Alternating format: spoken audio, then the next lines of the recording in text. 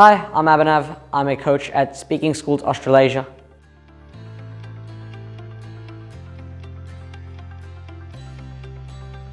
So I started in year 5, where in primary school I was a prolific, I'd like to say, debater. And then as I went to high school in Perth, I became more involved in the Waddle scene, the Western Australian Debating League. And that involvement ran steady for 2-3 years before I shifted my sights into public speaking, Model the United Nations, the whole works. So speaking in some way, shape or form has been part of my life, my whole life. I started because I thought it would help me break out of my shell. I was a very, very shy kid who struggled to speak in public forums.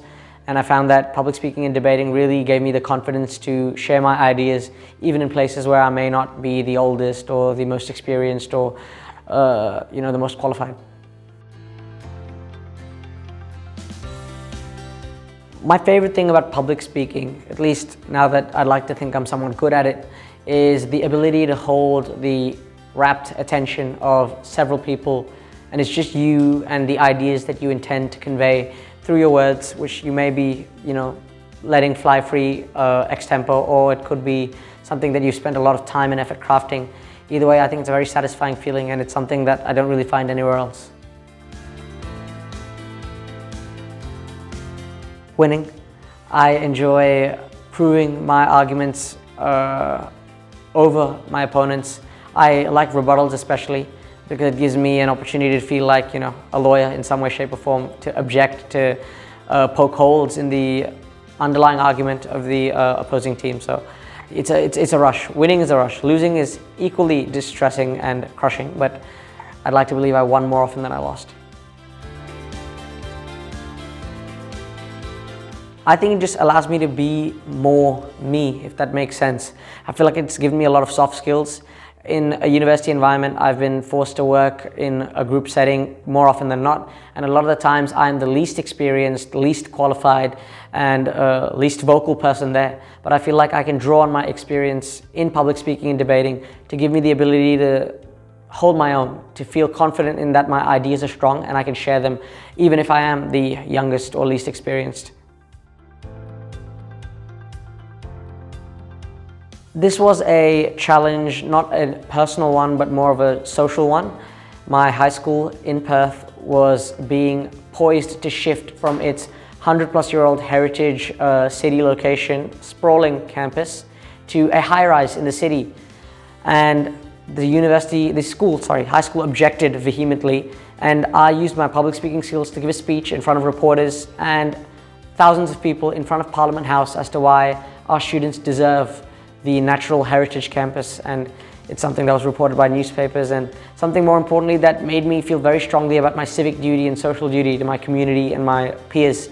The campus still stands today, and the high-rise plan got shelved entirely. So I feel like I wouldn't have been able to do that even remotely without my background in public speaking and debating. I think it's the ability to see the real marked difference that you can have in your students' lives. I had history as a private tutor before I started here at Speaking Schools Australasia, and the most satisfying thing was seeing a student who might have struggled to say 2 words in an hour's class be able to fluently speak for minutes on end about a given topic. I think there's no other feeling than seeing the visible, tangible impact that you've had on other people's lives and abilities. I feel like I've learned that people learn differently, and while that's something I always knew, it was something I knew as a matter of fact as opposed to lived experience. I learn I learn by doing. I'm a person who I have to fail 100 times before I get it right, and that's something I'm comfortable with. But a lot of people don't like to fail. They like to practice, or they like to read or listen, and it's something that I've become more accustomed to in my experience as a tutor than I ever would have in my experience as a debater or a public speaker. I think it's patience. I think it's important to remember that each kid is on their own individual learning journey, and your goal is not to get them to a certain point in their journey by a certain time, but it's to help them learn at their own pace in a way that's most conducive to them having a positive learning experience.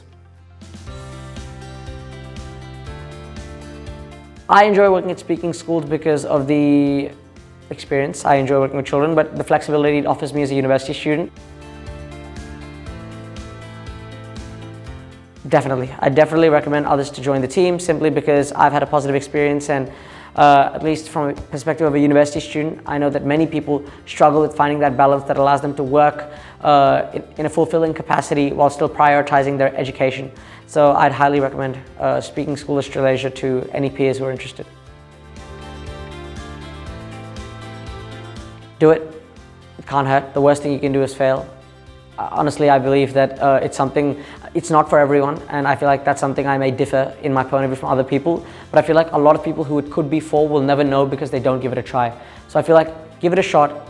If you like it, or if you're even remotely interested, pursue it to whichever degree you want. And if it's not for you, it's not for you. There are a lot of things that are not for a lot of people, but I feel like a lot of people don't even give it a chance because of their initial apprehension. So I feel like that's something that can change for sure. Make a very meticulous plan and then be prepared to throw away the plan at a moment's notice.